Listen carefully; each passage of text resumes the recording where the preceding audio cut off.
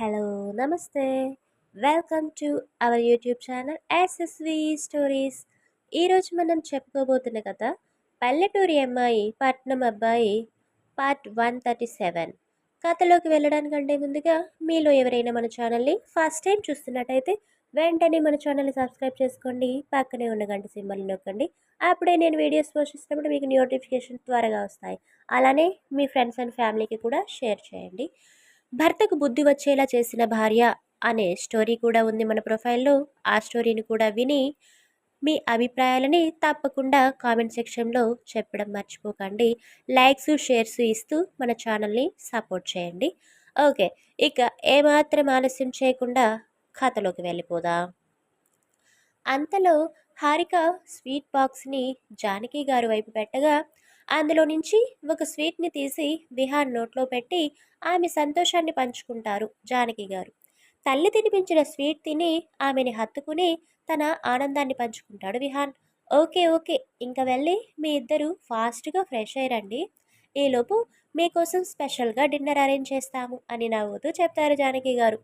ఆవిడ అలా చెప్పడంతో రఘురామ్ విహాన్ ఇద్దరూ అలాగే అన్నట్టుగా తల ఊపి ఎవరి రూమ్లోకి వాళ్ళు వెళ్ళిపోతారు. వాళ్ళిద్దరూ అటు వెళ్ళగానే హారిక జానకి ఇద్దరూ కిచెన్లోకి వెళ్తారు డిన్నర్ ప్రిపేర్ చేయడం కోసం.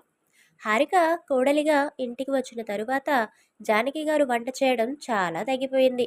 ఆవిడ ఎప్పుడూ చేస్తానని చెప్పినా సరే హారిక నేనున్నాను కదా అత్తయ్య, నేను చేస్తాను, మీరు విశ్రాంతి తీసుకోండి అంటూ ఆవిడని ఒక్క పని కూడా చేయనివ్వడం లేదు. కానీ ఇవాళ మాత్రం జానకి గారు తన చేతులతో స్వయంగా వండి తన కొడుక్కి తినిపించాలి అనుకోవడంతో జానకి గారు వంట చేస్తూ ఉంటే హారిక బుజ్జి ఇద్దరూ ఆమెకి సహాయం చేస్తారు. తండ్రి కొడుకులు ఇద్దరూ ఫ్రెష్ అయ్యి రెడీ అయ్యి కిందకు వచ్చేసరికి అత్త కోడళ్ళు కలిసి డిన్నర్ ప్రిపరేషన్ పూర్తి చేసి డైనింగ్ టేబుల్ సర్దేస్తారు. అందరూ కలిసి సంతోషంగా కబుర్లు చెప్పుకుంటూ డిన్నర్ పూర్తి చేసి ఎవరి గదుల్లోకి వాళ్ళు వెళ్ళిపోతారు. అలా మరో 4 రోజులు గడిచిపోయాయి. ఆ అవార్డు ఫంక్షన్ రోజు రానే వచ్చింది. ఉదయం ఆఫీస్కి వెళ్తూ వెళ్తూ రఘురామ్ గారు విహాన్ ఇద్దరూ సాయంత్రం వాళ్ళు ఇంటికి వచ్చేలోపే ఇంట్లో వాళ్ళని రెడీ అయి ఉండమని మరీ మరీ చెప్పి వెళ్తారు. వాళ్ళు ఆఫీస్ నుండి వచ్చేసరికి వీళ్ళందరూ రెడీ అయిపోయి ఉంటే వాళ్ళిద్దరూ వచ్చి ఫాస్ట్గా రెడీ అయ్యి అందరూ కలిసి అవార్డు ఫంక్షన్ సెరమనీ జరిగే ఫంక్షన్ హాల్కి వెళ్ళాలి అని నిర్ణయించుకుంటారు. వాళ్ళు అందరూ అనుకున్నట్టుగానే రఘురామ్ గారు విహాన్ సాయంత్రం ఇంటికి వచ్చేసరికి హారిక బుజ్జి జానకి గారు ముగ్గురు రెడీ అయిపోయి సిద్ధంగా ఉంటారు. తండ్రు కొడుకులు ఇద్దరూ ఎవరి రూమ్లోకి వాళ్ళు వెళ్ళి వాళ్ళు కూడా ఫాస్ట్గా రెడీ అయిపోయి కిందకి వచ్చేస్తారు. అందరూ కలిసి ఒకేసారి అవార్డు ఫంక్షన్ హాల్కి బయలుదేరుతారు. అప్పటికి సమయం 7 గంటలు దాటుతుంది. జానకి గారు హారిక విహాన్ని ఒక కారులో రమ్మని తాను బుజ్జి రఘురామ్ గారు మరొక కారులో వస్తామని చెప్తారు. కానీ విహాన్కి హారికతో కలిసి వెళ్ళడం అసలు ఏమాత్రం ఇష్టం లేకపోవడంతో అలా ఏం వద్దు మమ్మీ, అందరం కలిసి ఒకే కారులో వెళ్దాము, ఫంక్షన్ హాల్కి విడివిడిగా వెళ్ళడం ఎందుకు చెప్పు, ఎందుకో తెలీదు, ఈరోజు నాకు మీతో పాటే కలిసి రావాలి అనిపిస్తుంది, అందుకే అందరం ఒక కారులోనే వెళ్దాము అని చెప్తాడు. అతను అలా చెప్పడంతో ఇంకేమీ మాట్లాడకుండా జానకి గారు కూడా విహాన్ కార్నే ఎక్కుతారు. ఆవిడ వెనకే రఘురామ్ గారు బుజ్జి కూడా ఎక్కి వెనక సీట్లో కూర్చుంటారు. ఇంకా తప్పక హారిక వెళ్ళి విహాన్ పక్కన సీట్లో కూర్చుంటుంది. ఈ గడిచిన కొద్ది నెలల్లో జానకి గారు హారికకి కారు గురించి, కారులో ఎక్కడం దిగడం, కారులో ఎక్కడెక్కడ ఏమేమి ఉంటాయి లాంటి అన్ని విషయాలు ఇంటి దగ్గర ఉండే నేర్పించారు. దాంతో స్వయంగా తనే డోర్ ఓపెన్ చేసుకుని విహాన్ పక్కన కూర్చుని డోర్ క్లోజ్ చేసి సీట్ బెల్ట్ కూడా పెట్టుకుని కూర్చుంటుంది. అది గమనించిన విహాన్ అబ్బో, ఇది ఇవన్నీ ఎప్పుడు తెలుసుకుంది అన్నట్టుగా ఒక ఫేస్ ఎక్స్ప్రెషన్ ఇచ్చి మామ్ డాడ్ ఓకే కదా, స్టార్ట్ చేయమంటారా అని అడగ్గా హా అని చెప్పడంతో విహాన్ కార్ని వేగంగా ముందుకు తీసుకెళ్తాడు. 1 గంట ప్రయాణం తరువాత కార్ ఒక పెద్ద ఫంక్షన్ హాల్ ముందు ఆగుతుంది. కార్ ఆగగానే కారులో వాళ్ళందరూ ఒక్కొక్కరు మెల్లిగా కిందికి దిగుతారు. విహాన్ కూడా కార్ దిగి పార్కింగ్కి ఇచ్చేసి వచ్చేస్తాడు. అప్పటికే ఆ ఫంక్షన్ హాల్ ముందు ఎన్నో కార్లు ఆగి ఉన్నాయి.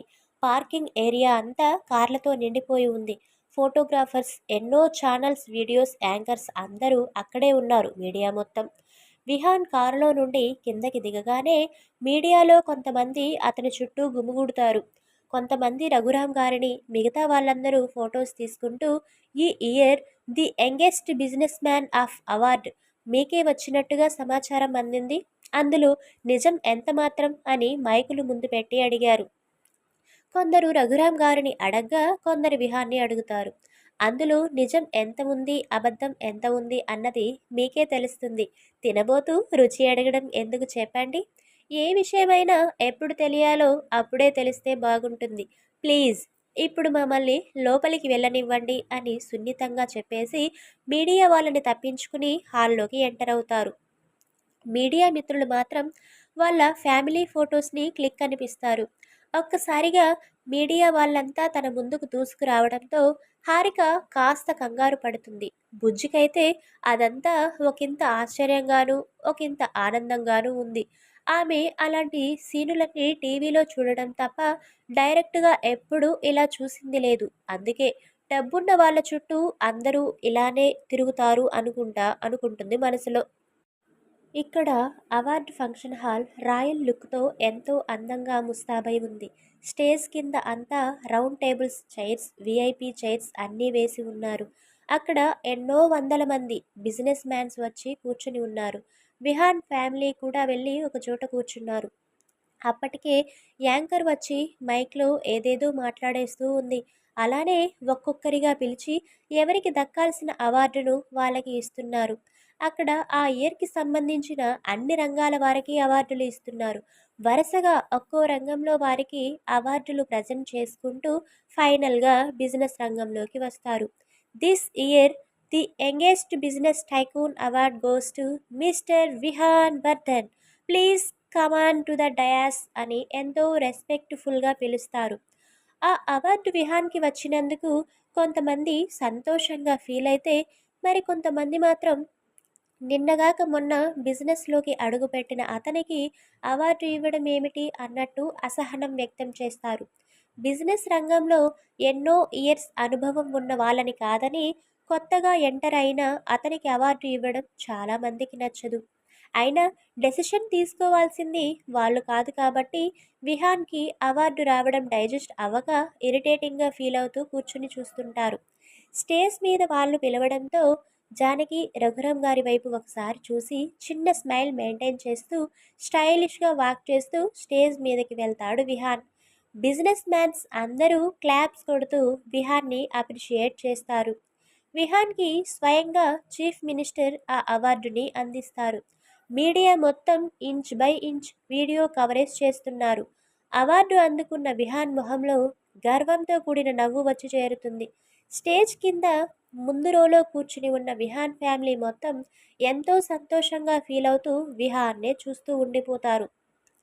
బుజ్జికైతే పైకి లేచి విజిల్ వేసి గెంతులెయ్యాలనిపిస్తుంది. కానీ అక్కడ ఎంతో గొప్ప గొప్ప వాళ్ళు ఉండడంతో అలాంటి పనులు చేయకూడదు అని బలవంతంగా తనని తాను కంట్రోల్ చేసుకుని ఆనందంతో చప్పట్లు కొడుతూ ఉంటుంది.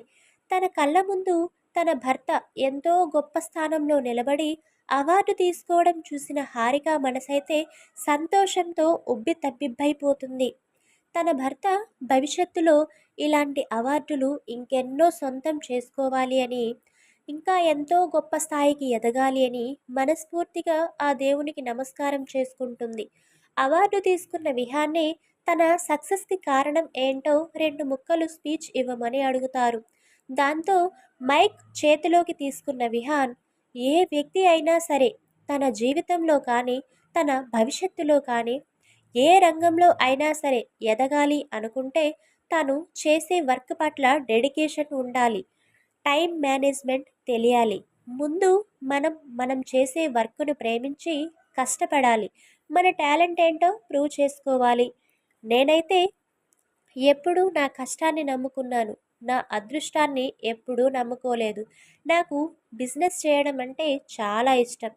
ఆ ఇష్టం కారణంగానే నేను బిజినెస్ ఫీల్డ్లోకి ఎంటర్ అయిన కొద్ది నెలల్లోనే నా టాలెంట్ ఏంటో ప్రూవ్ చేసుకోగలిగాను. ఇదిగో ఇప్పుడు ఇలా మీ ముందు నిల్చున్నాను. ప్రతి ఒక్కరూ కూడా హార్డ్ వర్క్‌ని నమ్ముకొని ముందుకు వెళ్ళాలని ఆశిస్తున్నాను.